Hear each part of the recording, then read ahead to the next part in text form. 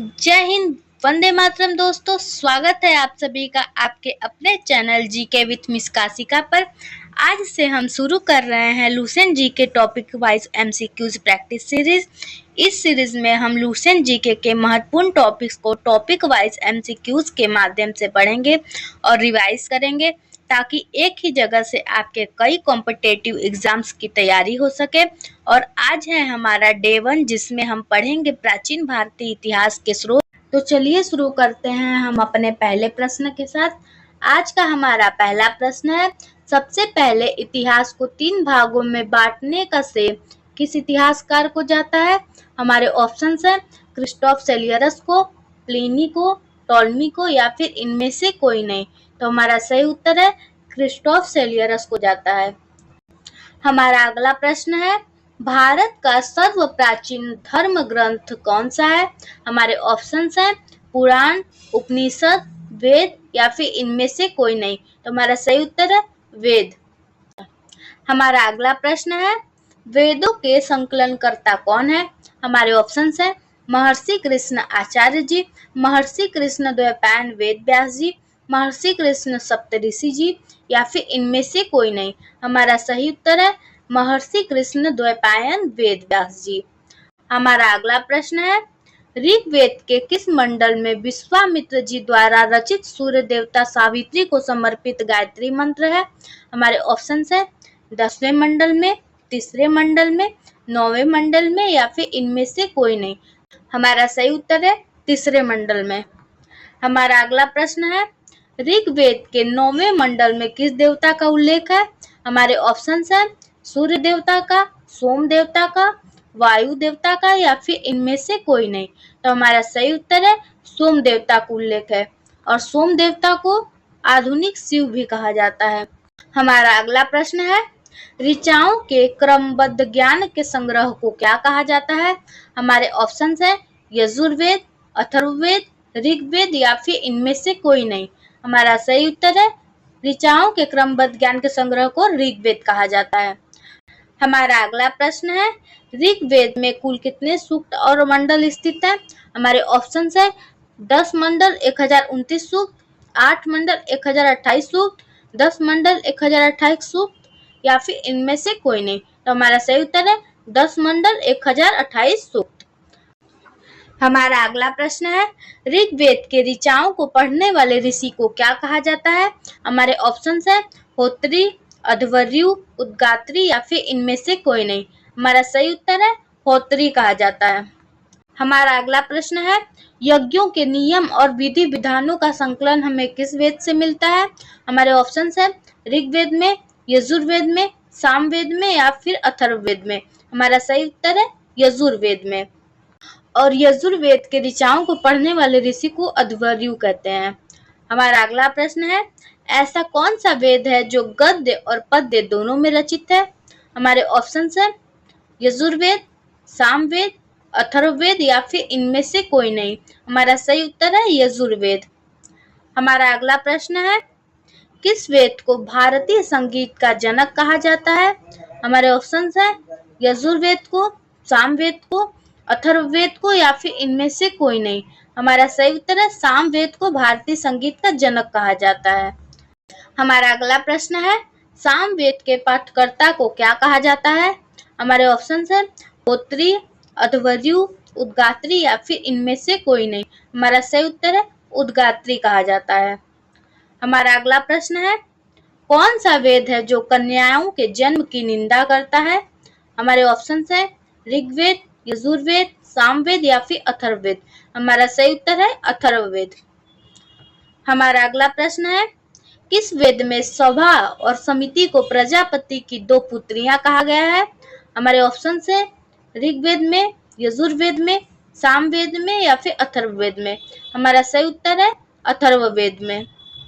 हमारा अगला प्रश्न है, सबसे प्राचीनतम वेद कौन सा है?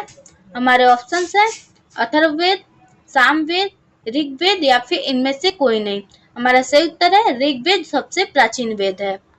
हमारा अगला प्रश्न है, सबसे नवीनतम वेद कौन सा है? हमारे ऑप्शंस है ऋग्वेद, सामवेद, यजुर्वेद, या फिर अथर्ववेद। हमारा सही उत्तर है अथर्ववेद सबसे नवीनतम वेद है। हमारा अगला प्रश्न है वेदांगों की संख्या कितनी है? हमारे ऑप्शन है 18, 8, 108 या फिर 6। हमारा सही उत्तर है वेदांगों की संख्या 6 है। और कौन कौन से वेदांग है? शिक्षा, कल्प, निरुक्त, व्याकरण, छंद और ज्योतिष। हमारा अगला प्रश्न है पुराणों की संख्या कितनी है? हमारे ऑप्शन है 18, 108, 6 या फिर 19। हमारा सही उत्तर है पुराणों की संख्या 18 है। हमारा अगला प्रश्न है पुराणों में सबसे प्राचीन और प्रामाणिक पुराण कौन सा है? हमारे ऑप्शन है वायु पुराण, विष्णु पुराण, मत्स्य पुराण या फिर इनमें से कोई नहीं। हमारा सही उत्तर है मत्स्य पुराण सबसे प्राचीन पुराण है। हमारा अगला प्रश्न है मत्स्य पुराण निम्नलिखित में से किस वंश से संबंधित है? हमारे ऑप्शन है आंध्र सातवाहन वंश से, मौर्य वंश से, गुप्त वंश से या फिर इनमें से कोई नहीं। हमारा सही उत्तर है आंध्र सातवाहन वंश से। हमारा अगला प्रश्न है विष्णु पुराण निम्नलिखित में से किस वंश से संबंधित है? हमारे ऑप्शन है गुप्त वंश से, मौर्य वंश से, हर्यक वंश से या फिर इनमें से कोई नहीं। हमारा सही उत्तर है विष्णु पुराण मौर्य वंश से संबंधित है। हमारा अगला प्रश्न है वायु पुराण निम्नलिखित में से किस वंश से संबंधित है? हमारे ऑप्शन है गुप्त वंश से, मौर्य वंश से, हर्यक वंश से या फिर इनमें से कोई नहीं। हमारा सही उत्तर है गुप्त वंश से। हमारा अगला प्रश्न है स्त्री की सर्वाधिक गिरी स्थिति कहाँ से प्राप्त हुई है जिसमें जुआ और शराब के भांति स्त्री को पुरुष का तीसरा दोष बताया गया है? हमारे ऑप्शन है मैत्रेयनी संहिता में, कथा वस्तु में, अर्थशास्त्र में या फिर इनमें से कोई नहीं। हमारा सही उत्तर है मैत्रेयनी संहिता में। हमारा अगला प्रश्न है गौतम बुद्ध के पूर्व जन्म की कहानी किन कथाओं में वर्णित है? हमारे ऑप्शन है जातक में, कल्पसूत्र में, कथा वस्तु में या फिर इनमें से कोई नहीं। हमारा सही उत्तर है जातक में। हमारा अगला प्रश्न है कल्हड़ द्वारा रचित पुस्तक राज तरंगिणी जिसका अर्थ राजाओं की नदी है का संबंध किससे है? हमारे ऑप्शन है अरबों के इतिहास से, बुद्ध की जीवनी से, कश्मीर के इतिहास से या फिर इनमें से कोई नहीं। हमारा सही उत्तर है कश्मीर के इतिहास से। हमारा अगला प्रश्न है चचनामा पुस्तक के लेखक कौन है? हमारे ऑप्शन है हीनयान, कल्हड़, अली अहमद या फिर इनमें से कोई नहीं। हमारा सही उत्तर है अली अहमद। हमारा अगला प्रश्न है संस्कृत भाषा व्याकरण की पहली पुस्तक अष्टाध्यायी के लेखक कौन है? हमारे ऑप्शन है कल्हड़, पाणिनि, चाणक्य या फिर इनमें से कोई नहीं। हमारा सही उत्तर है पाणिनि। हमारा अगला प्रश्न है इतिहास का पिता किसे कहा जाता है? हमारे ऑप्शन है हेरोडोटस को, प्लिनी को, मेगास्थनीज को या फिर इनमें से कोई नहीं। हमारा सही उत्तर है हेरोडोटस को। हमारा अगला प्रश्न है मेगास्थनीज किसका राजदूत था? हमारे ऑप्शन है सेल्यूकस निकेटर का, सिकंदर का, चंद्रगुप्त मौर्य का या फिर इनमें से कोई नहीं। हमारा सही उत्तर है सेल्यूकस निकेटर का। हमारा अगला प्रश्न है मेगास्थनीज किसके राज दरबार में आया था? हमारे ऑप्शन है चंद्रगुप्त मौर्य के, चंद्रगुप्त द्वितीय के, अशोक के या फिर इनमें से कोई नहीं। हमारा सही उत्तर है चंद्रगुप्त मौर्य के दरबार में आया था। और इंडिका पुस्तक के लेखक कौन है?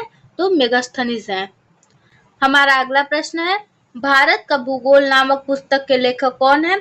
हमारे ऑप्शन है टोलमी, प्लिनी, हेरोडोटस या फिर इनमें से कोई नहीं। हमारा सही उत्तर है टोलमी। हमारा अगला प्रश्न है नेचुरल हिस्ट्री नामक पुस्तक किसने लिखी है?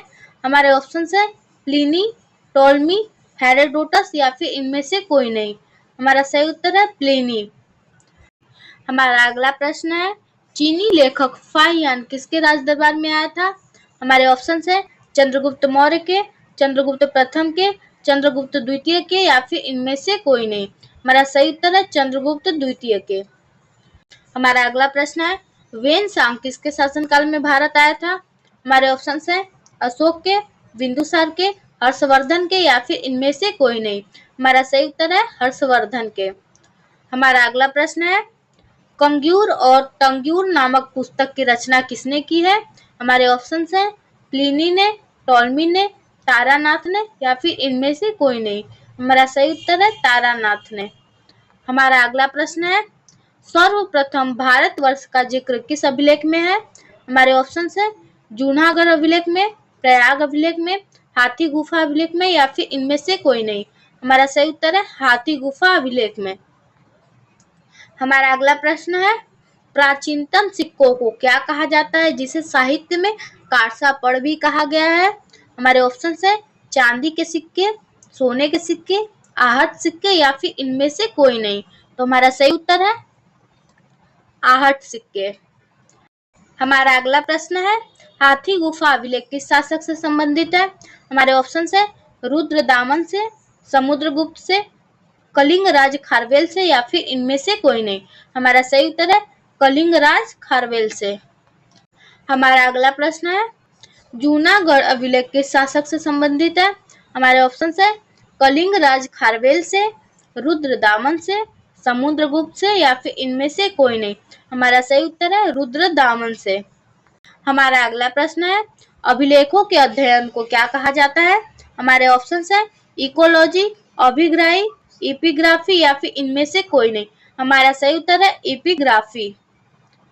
हमारा अगला प्रश्न है नासिक अभिलेख किस शासक से संबंधित है? हमारे ऑप्शन है कलिंग राज खारवेल से, रुद्रदामन से, गौतमी बलश्री से या फिर इनमें से कोई नहीं। हमारा सही उत्तर है गौतमी बलश्री से।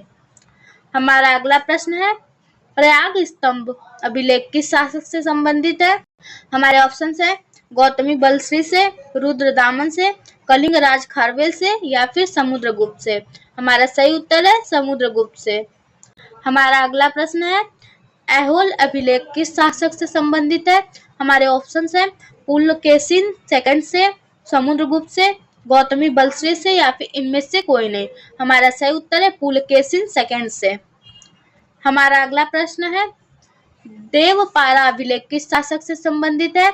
हमारे ऑप्शन है प्रतिहार नरेश भोज से, बंगाल शासक विजय सेन से, समुद्रगुप्त से या फिर इनमें से कोई नहीं। हमारा सही उत्तर है बंगाल शासक विजय सेन से। हमारा अगला प्रश्न है मंदसौर अभिलेख किस शासक से संबंधित है? हमारे ऑप्शन है पुलकेशिन सेकंड से, मालवा नरेश यशोवर्मन से, प्रतिहार नरेश भोज से या फिर इनमें से कोई नहीं। तो हमारा सही उत्तर है मालवा नरेश यशोवर्मन से। हमारा अगला प्रश्न है ग्वालियर अभिलेख किस शासक से संबंधित है? हमारे ऑप्शन है प्रतिहार नरेश भोज से, स्कंदगुप्त से, समुद्रगुप्त से या फिर इनमें से कोई नहीं। हमारा सही उत्तर है प्रतिहार नरेश भोज से। हमारा अगला प्रश्न है उत्तर भारत की मंदिरों के कला शैली को क्या कहा जाता है? हमारे ऑप्शन है नागर शैली, द्राविड़ शैली, उपयुक्त दोनों या फिर इनमें से कोई नहीं। हमारा सही उत्तर है नागर शैली। हमारा अगला प्रश्न है दक्षिण भारत की कला शैली को क्या कहा जाता है? हमारे ऑप्शन है नागर शैली, द्राविड़ शैली, उपयुक्त दोनों या फिर इनमें से कोई नहीं। हमारा सही उत्तर है द्राविड़ शैली कहा जाता है। हमारा अगला प्रश्न है दक्षिणापथ के मंदिरों के निर्माण में नागर एवं द्राविड़ शैली दोनों शैलियों का प्रभाव पड़ा, अतः वह क्या कहलाती है? हमारे ऑप्शन है वेसर शैली, नादरा शैली, मानद शैली या फिर इनमें से कोई नहीं। हमारा सही उत्तर है वेसर शैली। हमारा अगला प्रश्न है द हिस्ट्रीज के रचनाकार का नाम बताइए। हमारे ऑप्शन है प्लिनी, हेरोडोटस, टॉलमी या फिर इनमें से कोई नहीं। हमारा सही उत्तर है हेरोडोटस।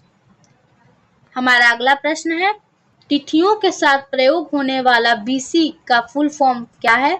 हमारे ऑप्शन है before Christ, British council, British Columbia या फिर इनमें से कोई नहीं। हमारा सही उत्तर है बिफोर क्राइस्ट।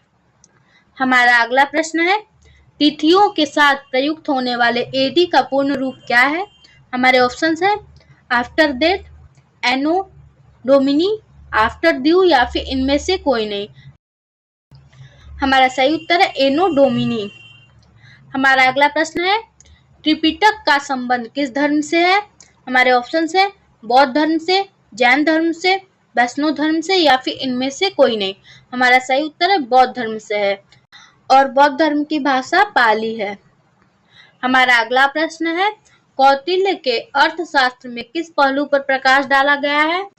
हमारे ऑप्शन है आर्थिक जीवन पे, राजनीतिक नीतियों पे, धार्मिक जीवन पे या फिर सामाजिक जीवन पे। हमारा सही उत्तर है राजनीतिक नीतियों पे। हमारा अगला प्रश्न है, प्रसिद्ध पुस्तक महाभाष्य के रचनाकार कौन है? हमारे ऑप्शंस है कौटिल्य, पतंजलि, कालिदास या फिर इनमें से कोई नहीं। हमारा सही उत्तर है पतंजलि। हमारा अगला प्रश्न है, प्रसिद्ध पुस्तक मालविकाग्निमित्रम के रचनाकार कौन है? हमारे ऑप्शंस है कौटिल्य, पतंजलि, कालिदास या फिर इनमें से कोई नहीं। हमारा सही उत्तर है कालिदास। हमारा अगला प्रश्न है, प्रसिद्ध पुस्तक हर्षचरित किसके द्वारा लिखी गई है? हमारे ऑप्शंस है बाणभट्ट, वेदव्यास, कालिदास या फिर इनमें से कोई नहीं। हमारा सही उत्तर है बाणभट्ट।